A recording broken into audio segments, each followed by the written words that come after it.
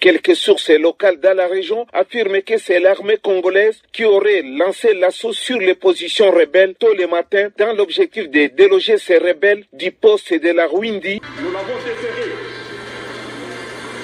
devant la communauté pour l'acheter, donc pour fuir devant l'ennemi.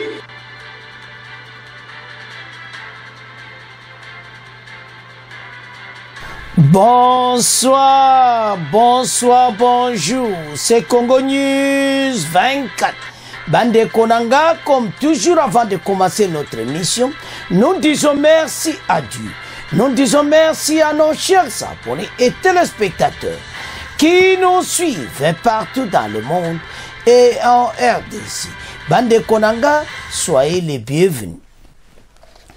À la une, chers téléspectateurs, Bandeko, peine de mort contre 11 officiers FARDC, et puis beaucoup interview de Fachi sur Wazalendo, oyo asalaki na Le Monde, oeza journal aba français. Alors Fachi expliquait bango, parce que aïbso batika ba Wazalendo tranquille. Eza somo bandeko nangai. Donc, makamango obo oyokawa. Ba vérité bande konan boyoka kité. Tous à la connecter, peut-être qu'on développe en émission la biso. Troisième point chez téléspectateurs. Bataille des Rundi. Offensive de FARDC pour déloger RDF 123. Alors, kakana point avant mettre kotanango, boko yoka message en bongo sur la guerre à l'Est. Bande ko za somo. Do yazanaye pour PPRD. Ezayako inda et indi. Chers téléspectateurs, émission Napsi Bandi et commettant au sol ensemble la situation politique en RDC. Bandeko, situation en RDC, il faut mona eza complot international. Mokodamboka, toko banda diet wana pona salaki interview na Le Monde FR. Alors, journal Le Monde bandeko makamba lobi na Fachi eza kokamu sabatu nyonso. Donc, bango bazo sepela tende Wazalendo azakubunda. Ah. Ndeni FARDC azo coopérer na Wazalendo. Oh. Ou bien boza ignorance mibeko ba Congolais bien comment? Ce sont des réservistes. Baza suba mercenaires, tio baza suba bare nakata zamba te ba comment bazo bunda pona peuple congolais. Mokonza mboka yebisi bango makamusu bomona okaka boye. Me boye bite oyo ba jeune wana ba jiminduki ba bunda contre ba agresseur. Ay binu de fali bo condamner nde Rwandais. L'agression rwandaise que boya ko condamner ba Wazalendo. Donc même moi j'ai trouvé ça un peu anormal. Donc ce n'est pas clair. Comment ba journal européen, bazo tuna ba question ya kolobaki pourquoi Wazalendo asa kobunda.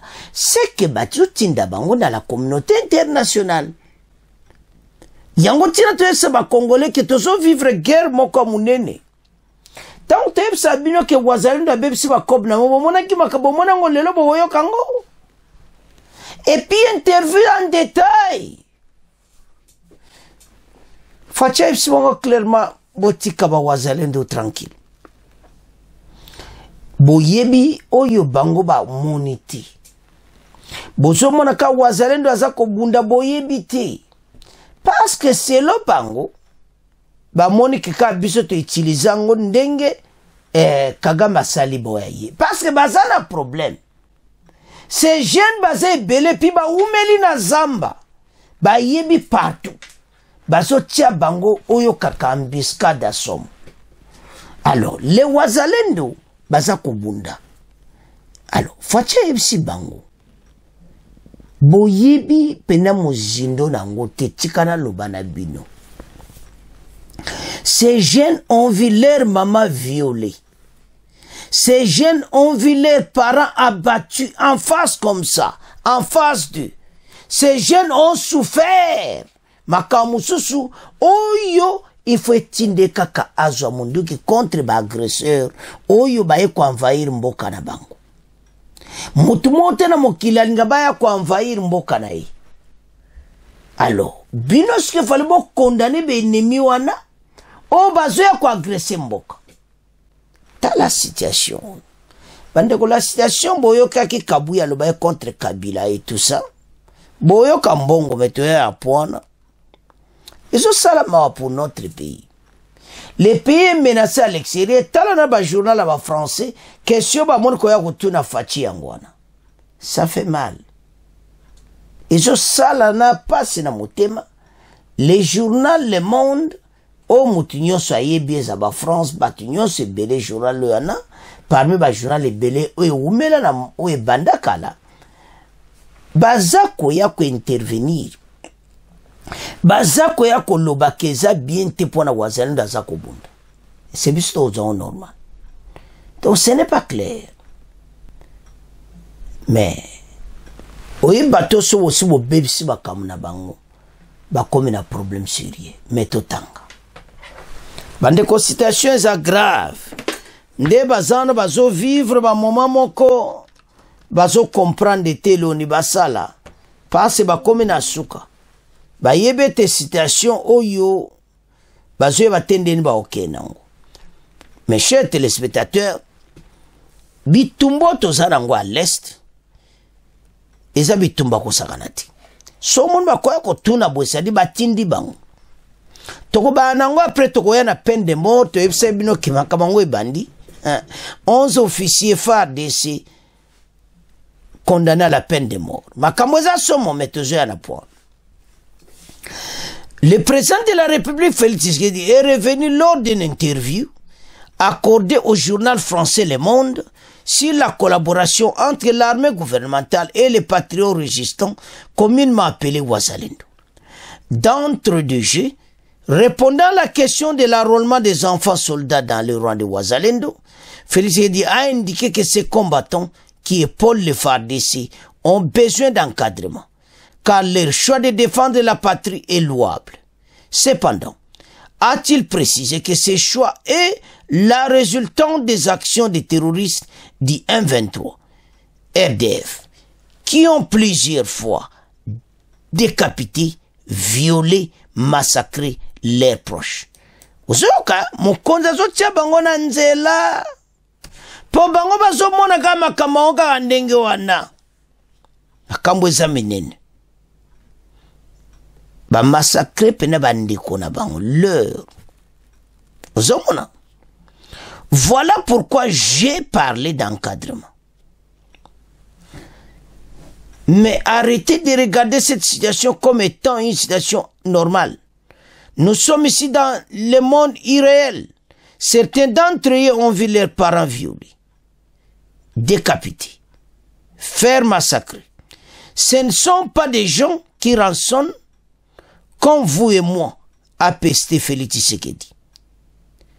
Dans la foulée, le chef de l'État congolais a souligné la nécessité de blâmer les agresseurs, les terroristes du M23 et les pousser à en défendre à tous les moyens possibles. Il invite la communauté internationale à cesser de les regarder comme les prismes occidentales basées sur des critères internationaux. Fati Benanyati ba potala tozana président. Pour la diplomatie, bon, cocaïte, même interview, bon, cocaïte, monde a nyati le monde, basuki ndenge bazawana, alobi bokeba, ozomona, alors on a profité de cette occasion pour inviter la communauté internationale, batalangona angle wanati, oiba on basa komona. Mettez-vous à leur place un seul instant. Ils se défendent avec tout ce qu'ils ont. Il faut juger les agresseurs, ceux qui les poussent à entrer dans cet état. Arrêtez vos regards occidentaux qui commencent à agacer les Africains. Vous les jugez disant qu'il y a des normes internationales, mais ils sont dans un tel état d'esprit qu'ils n'obéissent plus à rien, y compris à nous-mêmes, a-t-il argué. Fachabi mutumota ko pexi su wazalendo ko bunda. Bazo boma mama na ye, bazo boma waboti, bazo violer bango, bazo boma waparana bango. Ils ont perdu le leur et puis ça fait la communauté internationale que voilà, ils ne sont pas là comme ça. Alors il faut apercevoir un débino bozo monati. Abi motako pek sabango azate me biso, toko pek sabangote. Mais d'une manière ou d'une autre, boye beti, ba jeune oyo, ba tchebino mobulu. So mono Occident, comme quand yako tuna ba question boye, ba sambwe. Omoni beaucoup et inde libino. Parce que bozo ba lishe loka kusalati.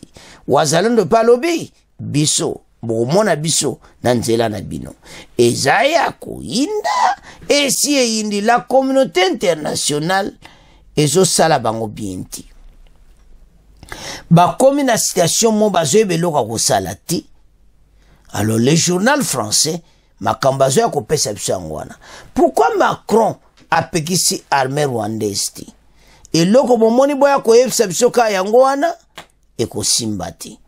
La communauté internationale, baïbe baza ko sala, mais biso, toujours continuer malasi.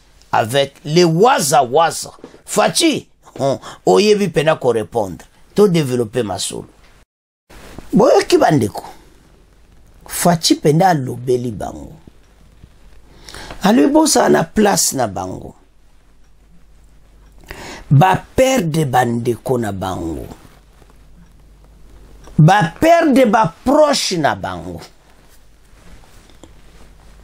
Ba koyoka binote, ba koyoka mututé, ndenge bazawana, bo zala siko na place na bon, bo mona tende communauté internationale baza kotala. Yana za ko inviter ba ke batika wazalendo tranquille, ba kenende ko peksa ba Rwandais. Oyo ba yena mboka na biso. Fachi était clair, à l'obél bango directement. Parce que si ça se passe dans notre pays, bandeko, et ça mawa. Ba yebi. Alors, ce qui est tala ba kambabo et pesa ka passe l'air moko. Les mots tali titié se bateau yo baza ko mona makamona angle ni. Et c'est ya on fatia ici bango. Et c'est bozo mona ngona angle ni. Abi, mettez-vous un instant à leur place. Au sentir. Pen wana. Basa ko boma mama na yo boy, yo défendre ti. Ba bomoni place yo la communauté internationale ba pena mabe. Parce que bango bazo koka koloba na Kagame ti, mais bazo koloba na Fachi pona ba wazalendo. Le monde est faire ba yema solo na Fachi. Fachi atie bango na nzila. Bata Macron, basuki ba yebsa président na bango. Akende ko yebsa Kagame atika bitumba bawazalendo bakotika te quel bajalo bato yoko basuki na bome Fachi pe akangisi bango bayoki pene yango. Alors c'est ça que nous disons que situation de zana mweza compliqué eza complot international mais yango wana kabuya lobaki. Et comme étant, totika kola la pongi. Alors, situation maintenant tozanango. Pour le moment, tozo kendina deuxième partie. Wana totiki interview Fachina ba français na maboko na bino. Bandeko, la peine de mort contre 11 officiers. Oyo bateka kimboka na Rundi. Na kote wana nyonso lelo, bogoyoka na deuxième point. FARDC azo linga récupérer siko la bataille de Rundi. FARDC a déterminé à déloger bango. FARDC a attaqué bango pour le moment mais toujours na poana. Mais awa boba teka kimboka. Les 11 officiers ce vendredi ba kateli bango peine de mort. Ce sont les premiers au bakozala bakoboma bango. C'est ça clair. Bandeko bato ba trahir mboka. Ils ont trahi ce pays. Devant l'ennemi, ba pesi mokongo. Boyoka. Ministère public a prononcé un pena que peine de mort. Tant aux autres tala biloka boy. Oyo bemba je savons que devant l'ennemi okoko kopesa mon ennemi mokongoti. Yango tina bazong si la peine de mort bango ba les 11 officiers, colonels, soba nani, tous ces gens, major, colonel, bango nyonso bazaki na front, oyo bateka kimboka, bazo kende bango nyonso na peine de mort. Siko yoka avoka, tuka avoka na danger. Ba avoka penako bon, eza boulot, alobi bango bakima kiti. Bakene kozwa ba munition. Oh. Bake kozwa ba munition. Mais les ba osonga, bon monite ke non. Bon eza boulot. Quand on a étudié foyeba, comment ba ebinde nous va répondre. Mais simbeka ate parce que ba se contredire pe soki bango bake kozwa ba munition. Mais armée faisait la bangote. Des fois, l'armée va quitter Rundi, bango nyonso balo ba retrait stratégique. Tasko tozo we la Rundi wana, banan ba selango. Et ça bango. Donc, bande ko zama wata totala ba scénario nyonso. Mais totanga la peine de mort. Peine de mort contre 11 officiers phares d'ici. L'officier du ministère public a requis vendredi 29 mars à Goma la peine capitale contre les 11 officiers du 223e bataillon de FARDC. Au cours d'une audience publique de la haute cour militaire, tenue dans la salle d'audience de la cour militaire du Nord Kivu, les 11 officiers sont poursuivis de l'organe de la loi, notamment lâcheté, faux et usage de faux, incitation des militaires à commettre des actes contraires au devoir ou à la discipline. Les prévenus ont été condamnés au premier degré par la cour militaire. La haute cour militaire reste l'unique haute chambre d'appel d'organigramme de juridiction militaire en RDC. Donc, Bango Bakoza, le premier Bakoza l'a exécuté. 11 officiers FARDC condamnés à la peine de mort. Pourquoi la peine de mort? Babandi makambo bandakala. L'ère ex-Beza Kabila balongo la peine de mort. Et bateau yo ba comme ko danser. Ba monika ke voilà, et ça normal. Mais bazoye bate pasi oyo. Ba pesi et belé ya batu. Kaka pona bino. Batu. Ba perde bande kona bango. Ils ont perdu le leur. Donc aux otala. Mais bino. Boji mboka. Boteki, bopesi mboka na Kagame, et bozako s'en fout na bino. Voilà la situation tozo vivre nango. Mais, en tout cas, bazana ce problème de bazawana, parce qu'ils ont trahi le pays. Bo trahir mboka oyo, jusqu'à quand, et Congola ko supportant ou le souté, et comme étant binotu, boza na peine de mort. Alors, bandeko, tango tala dossier l'air mo vandu lobby, mokili ya mabe azoteka mboka yo FARDC okizana bitumba bango nyonso 11 ba major ba colonel na ba musu kutu bazina ba pays na bango balekana ba pays na ba soda donc ozomona ke po kaka bango ba commettre makambo contraire ya boulot ba pesi bango. Ce sont des lâches. Officiers ministère public bi lâcheté. Incitation des militaires va commettre dans makamo contre Mboka l'exact contraire au devoir ou à la discipline militaire. Alors, eza mawa mais bokoyo kabango mais longa ezo efesanga pasi eza pourquoi gouvernement liboso balongola ki moratoire oyo yambo ke komeka boy. Alors, chers téléspectateurs, o baloba kesi yindi Tolanda, la peine de mort, bongo to avance.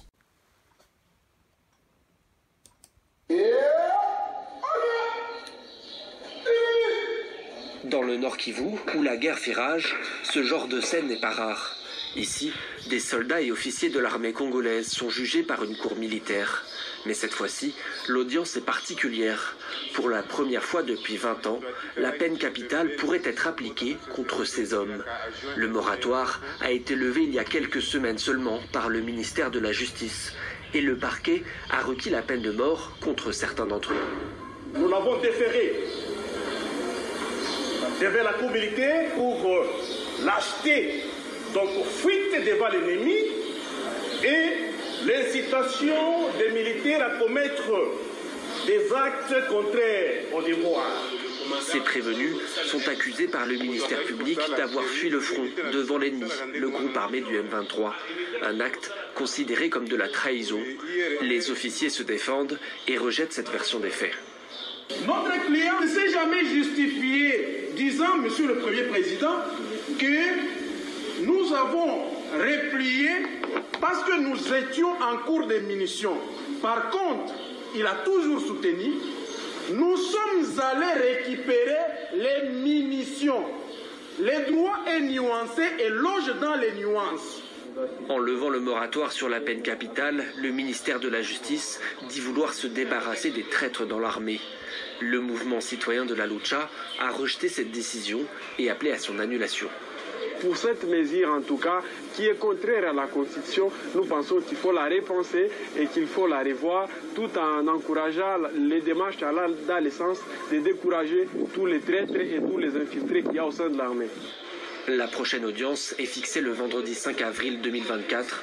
Si la sentence est confirmée, ce sera la première fois depuis 2003 que la RDC a recours à la peine capitale. Chers téléspectateurs, tolandi la peine de mort. O balobaka e yinda kate e yindi. Akamuto za koloba yango. Parce que eso salamawa. Batu pene bazana front. Bojina mnepe balari ya ba Rwanda. Boteki na mnepe mboka. Bosuki pe wanate. Bojina prima ba militaire bazana front. Bo détourner na prime des militaires na front. Donc bâti moral donc trouble total. Allez. Bo bima na retrait stratégique. Mbongo ba futi pe bangote. Ba mbongo ba lekana nango. Ba jina ba mbongo ba Rwanda ba pesa ki bango. Parce ba lui à peu près ba koro. Bazaki corrompition de 50 000 $, c'est qu'on entend que tout le monde peut prévenir mende toujours. Mais l'autre on le bezanine. Bango ba kene ko bunda pona mboka. Mais botala oye comment salama. Ndeko situation eza passe pona mboka. Toujours vivre ba situation moko un peu difficile. Et zo senga congolais à comprendre ce que nous vivons pour l'instant. Et zo sala pasi pemawa. Tant to tala makambo yo. Et sala mawa, et sala propriété. Pourquoi tout cela? Non, ce n'est pas possible. Bandeko sona zo tala l'air mon a vandi titi nabi. Ah, ce monde où toujours vivre. Mokili oyo ezaboui. La trahison ya moi makasibo. Bandeko mboka ezo ken ezana ngoma problème penate mais toujours vivre ba situation où ezo sala passe neti oyo. Batu bazo trahir mboka na niveau moko. Na taliti nabi. To ezo sala bango rien. Et bokoti batu anso bakoti babani ko massacrer batu. Babani ko boma batu. Baki changa wana. Ba retrait stratégique. Baki wanza. Retrait stratégique. Ba Kibumba. Rumangabo. So ba konte wana nyonso. Fallait le gouvernement agir les Rwanda. Mais chaque chose a son temps. Tu regrettes, tu somi beke yoko bima après. Tolandi. Ba juge azolo ba clairement justice militaire. Que bo kimi pena ennemi. Non. Biloko bazo seka biso.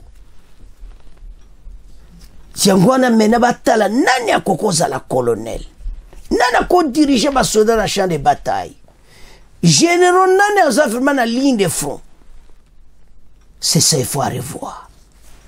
Toujours vivre ma situation sur le terrain, ya malamuté. Mais après arrestation na bango, ba sambisi bango publiquement, bolandi wana batu baza kotala en public et maintenant voilà la bataille de Rundi. tozo ya na deuxième point. Mais toyesa ba congolais ete citation oyo eza mawa mingi. Bato bazo trahir mboka baoke na est bango pe bako subir la peine de mort. Eza mawa sikoyo yango wana bazala koboya peine de mort parce bayebaki ete bato ebele mosusu bakokite awa bakende korejoindre Kagame. Yango peine de mort pe bandi tokota directement na point. Lelo ezali messe ba congolais bazo c'est la messe à Pâques. Et on voit notre cardinal Ambongo aye na message na yi. Mais yé pone yaza kotuna question pourquoi ces jeunes baza ko kende kuna. Mais réponse ni yo lingi eza clair que bazo trahir mboka.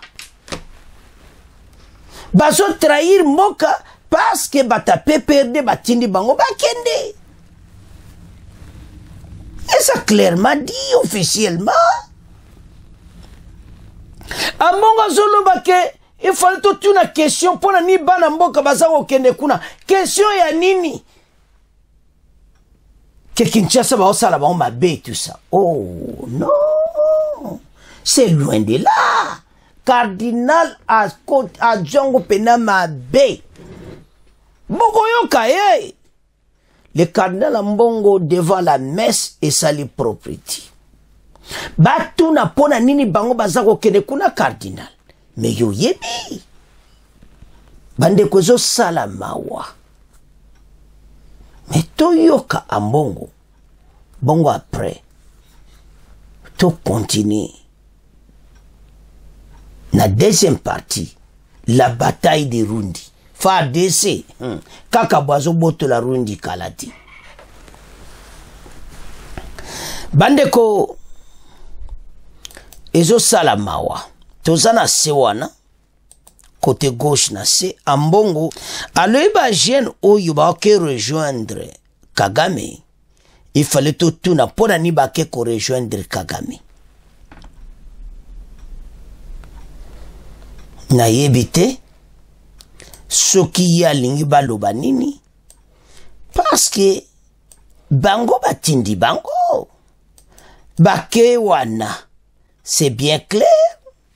Et tu peux perdre, mouta délégué, bango ba ke correction des mouvements, et ça makambo ba kataki déjà. Il y a d'autres autorités, on a appris qu'ils ne sont pas encore en RDC. Et puis, ba yebi déjà banzela bazako kendi. Ba musu ba obi masak, mais déjà ma yebite.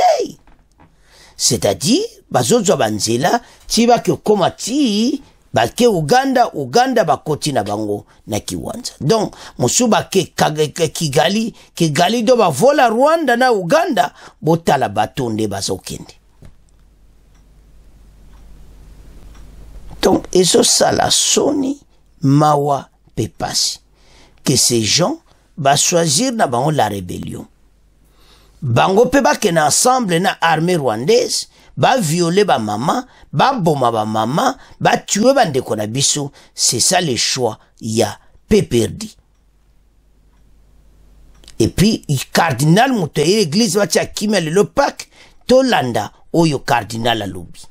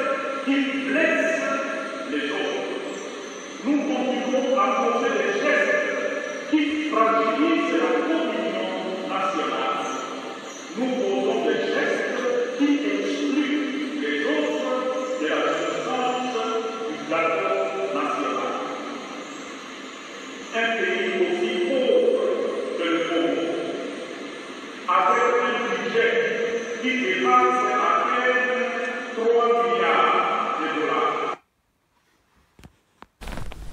Bandeko tolandi Cardinal Ambongo. Bozomona te kezo sala soni. Batuna koma bango baza kokende kuna pona nini? Ah, Cardinal. Lelo bato azozela vrai liloba. Maloba bien les jours au cas résurrection de Jésus-Christ. Mais la résurrection de Yesu Masia, biso te yoko jan nouvelle ke kutu. Eza po batu bakene baboma wa Congolais. Question nete kono tuna pwani bazo kende kuna. Mondi nyo sa ebiti. Bango bakei passe baza contre le gouvernement en place. Yemo pa mbongo alobi que gouvernement en place, bango ba osepena makamo gouvernement zo salati. Est-ce que c'est vrai ça? Ah, basango, toujours c'est la vraie liloba, mais nzokande. Donc, et comme il a ngoka que la politique na katia, bon, nazo monate. Bango nde bake kuna. Ba leader na bango bazo défendre bolanda qui une mission à lobby. Les leaders qui disent voilà, batoyo, ba keka nde mutu nyoso alungwa kina PPRD ke union sacré, alonga na FCC bake. Oh, union sacré ko botola mboka union sacré zo boma batu. Bozomba comparaison moko eza malamu te. Alors, surtout comprendre Ambongo, azane pour kokena bango. De sali logote, tu vas tourner la question sur quoi et quoi. Bandeko, et ça la passe pe mawa que la République démocratique du Congo est menacée à l'interne et à l'externe. Mokonza mboka zo bunda debitumba. Na kati mboka zo bunda na bato azana bango. Na bandoki ya Congo, na batamite ya mabe, na bato balingi fatite au pouvoir. Bango pona bango balinga est, on est, mais oko kansate ke est wana, les phares de so soutenir bango. Bino boso mona kaka ndenga mbonga le mokonza mboka et tout ça. Qui a un gouvernement en place, c'est ça ko sala malamu te selon ye. Voilà pourquoi. Qui peut perdre bakendeki. Bas ensemble, na Kagame. Ils sont là pour, au service de Kagame. C'est pour ça qu'ils ont souffert pendant de plus de 18 ans. Ces peuples-là souffrent. Maintenant, batoba loba lobati. Nous souffrons comme ça à l'Est. Alors, Bandeko, botala la situation haute zanango pour le moment. Botala comment ba cardinal bako se comporter boyete. Donc, basana ba makambo ya est wana so basana ba kutukunati. Bazo défendre bato ba sa mboka mabe. Tokene directement na la bataille de Rundi. Boyebi Rundi o ezalaki trahison moko total. Ba 11 officiers wana bolanda ki na premier point ba ojo peine de mort. La bataille de Rundi ezaki samedi ya kosakanati. Lelo ya ina kalmi. Mais à partir de ce samedi au Yeleki, c'était hier, ezalaki bitumba kosakanati. O balubake yindi na ndenga muketi. La bataille de Rundi. Le lobo yoka. Qu'est-ce qui s'était passé? FARDC muta lança qui offensive. Tu sais bien que Makamba sika déjà. Tu sais sur un temps défensif, tes peuples a décidé. Peuple a lobby, ceux qui beaucoup ça la défensive, biso to d'accord, parce que batu baza ko kufa, batu baza ko kima, batu fuba zongo amboka na bango. FARDC ça so récupérer Rundi. Kalate.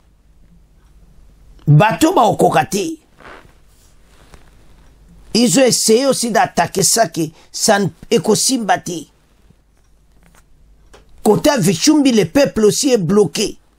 Bamsuba bimaki moyeba zonga Vichumbi ezate parce que FARDC si bon te bozonga bokozonga sous Vichumbi ti. Situation de la route est bloquée. Alors, la bataille de Rundi en cours au parti Virunga. Et banda qui lobby samedi, lelo va temporiser, à calmer lelo, tozo kena bango tina suka. Et puis toko récupérer ba territoire. Parce que ce que nous souvenons, tozo rappeler bino, vous vous souvenez? FARDC wazalendo ba botola Kichanga. Mais après baton ba yeko récupérer ce Kichanga, parce qu'on avait laissé seulement le wazalendo. Et menez à Bongoti. Tozo récupérer Rundi, FARDC kovanda wana. Bazana situation moko difficile. FARDC fa récupérer ba territoire wana nyonso. Voilà ndenge makambo eza ko kende pe bato bako tika ba place wana nyonso. Bakonzi bazo solo là. Et bakonzi bazo solo avec beaucoup de prudence. Que tout faut dans une position de force sur le terrain. Et faut bien se déployer. Yangonde ko Congolozo lande mission soko landa ki Kabuya te keno yo ka one mission lobby Kabuya lobby boy. Que problème otozana ngona RDC ba mbongo ezokene kuna blocage à PPRD mbongo ezokene na S parce guerre yo bango ba yebian. C'est la guerre qui n'a été imposée. Maintenant pour fatia misaka mbongo qui a guerre au lieu que mbongo ne kota na économie to lia. Mais fachipe azane bongoti. Alors salaka double effort. Côté azo bongsa mboka, côté tozo bunda bitumba l'est avec le peu que nous avons. Tout ça n'a pas partenaire. Et ça va chinois na tout. Yeba que la Chine a soutenu mes Sami DRC. SADC. C'est-à-dire, bango bazo pesa bibundeli na FARDC na SADC pour ndenga combattre l'intégrité territoriale en mboka na biso. Toza na situation moko très compliquée bana mboka, to telema pour l'intérêt en mboka. Parce que la bataille de Rundi est comme réalité, toujours récupéré en Okalati, Totanga. Oh baloba kesi e yindi e yindaraka. La bataille de Rundi. Offensive de FARDC pour déloger RDF 123 et puis oh baloba keza somo. Nde bozo monana Bweral Vichumbi yangoana bomoni Lac Edouard donc soboye koto part de Virunga Kanyambo yangoana donc borengo Katanda donc zomona bamboka nyoso zalantu Kanyabayonga eza exactement pas wapi FARDC che base na ya munene vandi wana. Alors toza ko attaquer bateau directement pona ko benga na bango bazonga bisika ba utaki bandeko. Situation toza nango eza ko sakana te o eza nyonso bozomona parc a Virungi ya Virunga tina Lac Edouard. Donc ezo senga koto nyonso armée a benga na bateau bazalawati. Parce que déjà bazo détruire biloko ebele kande ba komina Vichumbi makambo zo kene pena mawatu. Bango so ba komina esika il pille et il tue aussi. Alors, notre armée est vraiment déterminée. À l'est était tout avancé na masolo oyo. Cette armée eza armée mogoto zala vraiment simana bango. Ba beret rouge, ba beret vert, ba commando bazana kata terrain. Et match et kozalango peto ko gagner bitumba oyo. Chers téléspectateurs, Rundi Kalati. Parce que l'offensive est en cours pour déloger RDF 123. Alors, sans plus tarder, Toyoka, ndenge nini makamongwe lekaki, c'est samedi. Pendenge nini FARDC ont préparé pour déloger batoyo, boyoka offensive de FARDC. Marcelo Kitoko, Tolanda. Madame, Messieurs, bonsoir. Au Nord Kivu, des violents affrontements à l'arme lourde opposent depuis ce samedi matin les FARDC aux rebelles du M23 appuyés par l'armée rwandaise dans la région de la Rwindi, chefferie de Bwito, territoire de Rutshuru. Sans évoquer un quelconque bilan, des sources concordantes affirment que ces combats sont également signalés vers la cité de Kiwanja. Le récit de Gabriel Wamenya. Jusqu'en fin d'après-midi ce samedi, les détonations d'armes lourdes étaient toujours entendues dans la région de Rwindi, secteur passé sous occupation des rebelles il y a quelques jours. Quelques sources locales dans la région affirment que c'est l'armée congolaise qui aurait lancé l'assaut sur les positions rebelles tôt le matin dans l'objectif de déloger ces rebelles du poste de la Rwindi en plein parc national de Virunga. Les mêmes sources précisent que les habitants des villages Kibirizi et Vichumbi, sous occupation rebelle, restent toujours terrés dans leurs habitations depuis le début des affrontements sur ordre de l'administration rebelle locale. Nos sources précisent que les habitants les plus courageux qui se sont rendus dans la matinée à Vichumbi pour s'approvisionner en nourriture, ils seraient bloqués car il n'y a ni entrée ni sortie, précise une source contactée cet après-midi à Vichumbi. Il est difficile pour l'instant de donner un bilan de ces affrontements à cause de l'enclavement de la zone. Sur le front sud-ouest, dans les territoires de Massissi, la situation reste toujours imprévisible à Sake et ses environs, selon nos sources. Bana mboka tolandi biso nyonso. Bataille de Rundi. Et pas wa batrahir mboka. Bo officier wana. Peine de mort. Bino bobo so bunda pour le moment na Rundi. Équipe polate. FARDC bendele kwa te peuple aza simana bino. Bombange lo côté. Ndege to yoki wane pesi biso courage. L'offensive de FARDC. Tozo continue offensive direct contre bandoki ya Congo. Toko vivre ango. Pe toko gagner match oyo. Congolais telema pona mboka. Botika kolala. Parce que situation pour le moment, mboka est menacée à l'intérieur et à l'extérieur. Alors, menace tozo kenango. Bato bazo yoka makamna bango kalati. Bandeko, sokozo tala bitumba oyo, omona directement eti, eza bataille moko ya complot international. Mais biso tozo travailler na mwa ba moyen tozanango, FARDC muta sali bango offensive. Ya anto ebisa bino ke ba konzi balubaki to bangati. Bamboka na tuba uta ozwa mikolo nyonso bazolba ke voilà une vaste territoire bango bazui ezalaki trahison.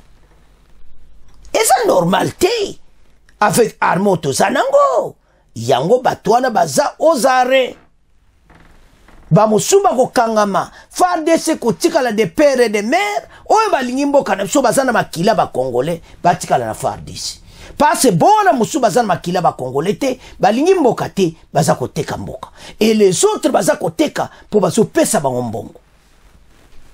FARDC bendele koyati la bataille de Rundi. Nous allons vaincre cette guerre. Atezo Wumela. Wazalendo toujours à côté à FARDC. Les Européens fatia sa l'interview. Les Européens ba osepela na binote Wazalendo. Bino botele mapona mboka. Bolanda bangote.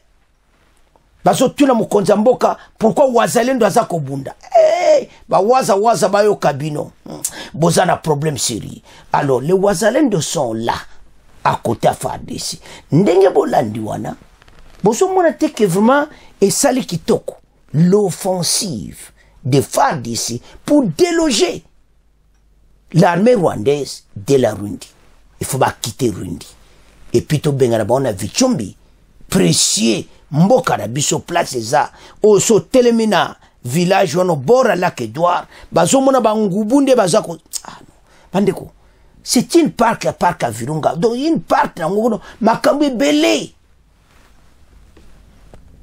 Chers téléspectateurs, tout élément. La situation est au kende pena malamuti. Sokozo tala, comment ces pays est menacé parce que tu vas ressources à bisomoko.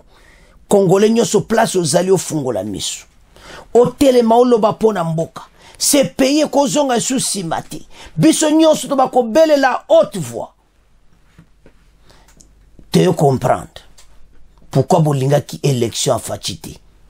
Pourquoi bolinga ki présent fatia bimate? Pona boui. Alingi mboka na ye. Azo joba décision pona mboka na ye. Bino bozo sepelati. bozo yela biso makamoko oyo kapona kotia oyo ka contradiction na kata population. Entre temps, ce sont eux-mêmes qui critiquent Fachi, ce sont les mêmes personnes oyo bake ko kote la Kagame. C'est les mêmes personnes ba koti na kaya RDF 123. C'est les mêmes personnes ba kena ba komi na Kiwanza bake ko kote la batu na bango soit disant que biso toye ko kota kotoyo. Mais entre temps, baso bon bande kona bino moko. La honte. Ce n'est pas possible, c'est honteux pour notre pays. Voir que vous-même, les jeunes Congolais, vous avez kolobawa, c'est que vous demandez que vous êtes d'origine congolaise.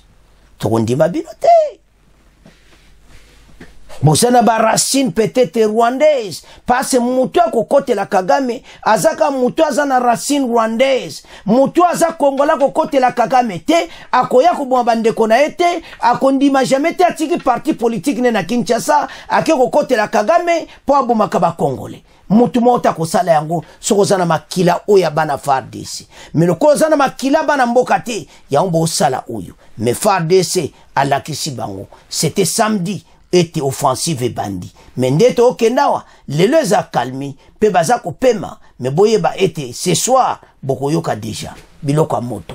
Bateau photo bengana bango. Tala, fa descende boke wana boke pona libela, boko ki jamais ko zonga sous marche en arrière, bokende ka offensive non offensive. Nous sommes un grand pays. Topé sa faire de ce courage na likambo oyo. Biso toza à peu près effectif fois ce qui fois 10 sur bazakuna. Bango kuna baza pas même sur combien armée rwandaise. Parce que bango mon pays ils ont 12 000. Kuna bako tinda combien. Mais nous on a à peu près 165 000. Kuna to tindi combien. Toko tina mais 60 000, 100 000. Bazakuna. Bako kokana biso te FARDC. Bo telema bo bengana bango. Nous sommes une grande mais biso za l'éléphant. Tala, ba peyo ba rejoindre bisone ba Burundi e ba maele. Po makambo ko baluka. O baluka match baluki na e comme pena côté na biso e po anini. Guerre ko sila. Intégrité territoriale ko sala maintenir. Ba richesse ba or ba diamant biloko na biso nyonso comme protéger. Armée comme contrôler trafic nyonso, bo autoroute na kata mboka, mboko etelemi et comme les géants du monde. Yango tina baza ko telemela biso balingi biso to koma bongo te parce vision fatia nango so batiki biso nye pays comme le plus puissant mais balingi te baza ko mona moteba mabe bazo mona ke biso to tala même ba pays muso africain baza contre bavana bonye bayibi mais boyibete o bozo mona biso lelo bozo tonga biso voilà kuna Rwanda azo kota na mboka na bango tozo sile sango malema bandeko et ça chose facile ti